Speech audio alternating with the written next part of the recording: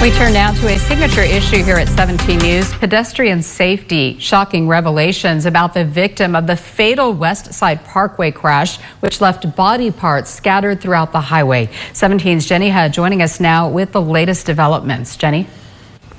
The victim, whom we've confirmed to be 36-year-old Zachariah Nathaniel Bird, was a registered sex offender with an extensive criminal history.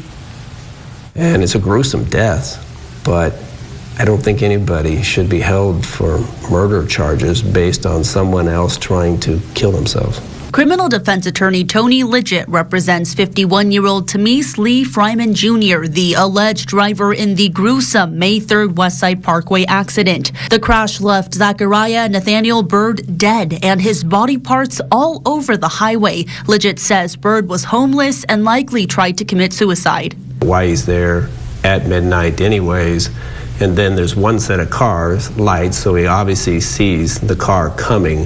Why does he go in front of this car? Lidgett says his client, Fryman, was driving from his home to his friends and that he was not under the influence of drugs or alcohol. Zachariah Nathaniel Bird was a convicted sex offender with multiple convictions for failing to register, according to the Superior Court website. Records show he was convicted in 2008 of having sex with a minor more than 3 years younger. Most recently, Bird faced drug charges, dismissed last month after he spent time in a state hospital. Had a history of drug abuse, had a history of mental abuse, had a history of sexual deviant crimes, was found in court to be incompetent. April 29th, he gets released from custody because there's no place or nowhere to put him. According to court records, Fryman has a lengthy criminal history as well, including 2 convictions for driving under the influence and causing injury, most recently in 2021.